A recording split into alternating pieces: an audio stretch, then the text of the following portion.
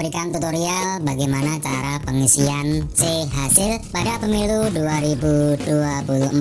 Di pemilu 2024 nanti, tiap-tiap TPS akan mendapat 5 jenis form C hasil. Yang pertama adalah C hasil untuk pemilihan presiden dan wakil presiden.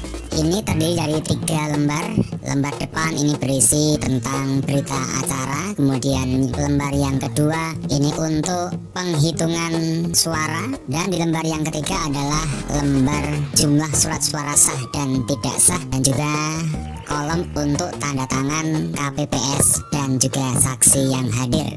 C hasil yang kedua adalah C hasil untuk DPR RI. C hasil untuk DPR RI ini berjumlah 20 lembar. 1 lembar berita acara yang paling depan, kemudian 18 lembar untuk penghitungan perolehan suara masing-masing partai dan calon legislatif. Kemudian lembar yang ketiga adalah jumlah suara sah dan tidak sah dan juga tanda tangan KPPS dan saksi. Berikutnya adalah C hasil untuk DPD, Dewan Perwakilan Daerah. Ini sama dengan C hasil presiden dan wakil presiden yang berjumlah 3 lembar. Kemudian C hasil untuk DPRD provinsi jumlahnya sama dengan C hasil DPR RI. Dan yang terakhir adalah C hasil untuk DPRD kabupaten atau kota. Ini sama jumlahnya 20 lembar. Nah, kali ini Kak Budi akan memberikan tutorial bagaimana cara untuk mengisi form C hasil untuk presiden dan wakil presiden. Ya teman-teman, di lembar yang pertama ini adalah berisi berita acara. Silahkan teman-teman mengisi dengan huruf kapital. Pada hari Rabu tanggal 14, tanggalnya ditulis dengan huruf, bulan Februari tahunnya juga ditulis dengan huruf 2024. Kemudian nama provinsi, nama kabupaten kota, kecamatan, kelurahan sampai dengan nomor TPS. Nomor TPS ini terdiri dari 3 digit. Untuk angka 0 tetap ditulis dan di dalam kurung 0-nya tidak usah disebut, langsung ditulis saja. Misalnya 12. Kemudian jam mulainya pemungutan suara silahkan diisi jam 7 sampai dengan jam 13.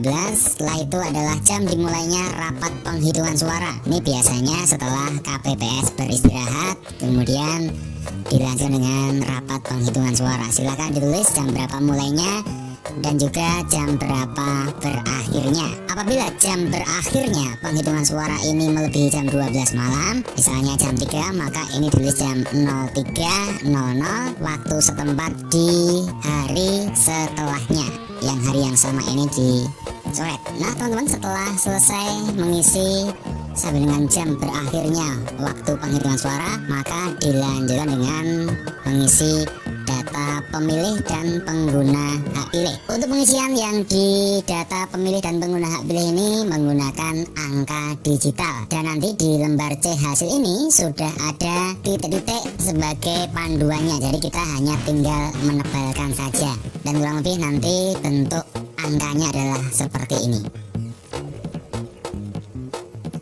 Nah, kita contohkan data pemilih dalam DPT adalah laki-laki 124, perempuan 143, jumlah laki-laki dan perempuan 267. Nah, untuk pengisian pengguna hak pilih ini nanti diisi setelah selesai penghitungan suara. Maka kita langsung menuju ke lembar yang kedua tentang penghitungan suara. Di lembar yang kedua ini sama, ada data provinsi, kabupaten, kecamatan, kelurahan atau desa sampai dengan nomor TPS. Kemudian rincian perolehan pasangan calon. Ini dengan sistem tale ya.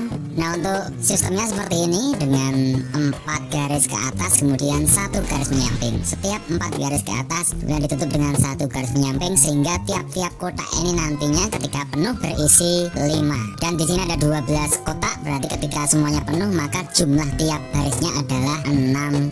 Ketika tidak penuh maka disesuaikan dengan hitungannya, misalnya 12. Kemudian kotak yang tidak dipergunakan ini diberi tanda Z seperti ini. Demikian juga yang di jumlah tiap baris, ketika ada kotak kosong maka ditulis dengan Z. Untuk jumlah suara ketika jumlahnya itu 072 misalnya, angka 0-nya tidak ditulis, diganti dengan tanda silang dari ujung kotak. Ingat, tanda silangnya dari ujung kotak. Kemudian 72. Di bawahnya ada lingkaran yang harus kita tebalkan sesuai dengan angka di atasnya. Kalau silang maka berarti angka 0 ini yang ditebalkan, kemudian angka 7 ini ditebalkan, kemudian angka 2 ini nanti akan dipindai oleh aplikasi Sirekap. Demikian juga untuk perolehan calon yang lain, modelnya sama, kemudian ditulis dengan huruf kapital 72, maka di sini ditulis 72.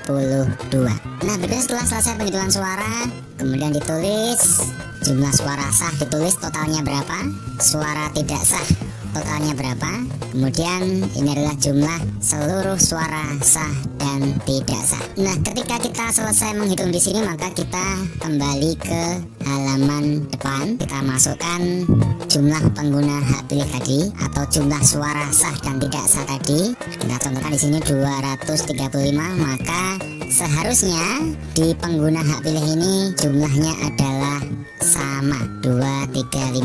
Ya, silakan ditulis pengguna hak pilih dalam DPT ada berapa, kemudian pengguna hak pilih dalam DPTP ada berapa, pengguna hak pilih dalam DPK ada berapa, kemudian jumlah pengguna hak pilih laki-laki dan perempuan ada berapa. Jumlah pengguna hak pilih laki-laki dan perempuan ini totalnya harus sama dengan jumlah surat suara sah dan tidak sah. Kemudian di sini ditulis di bawahnya jumlah surat suara yang diterima berapa, surat suara yang digunakan itu berapa, surat suara yang dikembalikan oleh pemilih karena rusak atau keliru coblos ada berapa, kemudian jumlah surat suara yang tidak terpakai termasuk sisa surat suara cadangan itu ada berapa. Ingat, jumlah surat suara yang digunakan harus sama dengan jumlah pengguna hak pilih, harus sama dengan jumlah suara sah dan tidak sah. Kemudian data pemilih disabilitas, silakan ditulis ketika ada pemilih disabilitas di TPS Anda. Ini tidak mempengaruhi penjumlahan manapun, ini adalah sebagai kolom informasi saja. Kemudian di bawahnya ditulis nama-nama KPPS-nya yang berjumlah 7, kemudian juga saksi yang hadir. Ketika ada kesalahan dalam penulisan di C hasil ini, maka untuk mengkoreksi menggunakan tip X cair dan dituliskan di C kejadian khusus. Nah, demikian teman-teman video dari kami.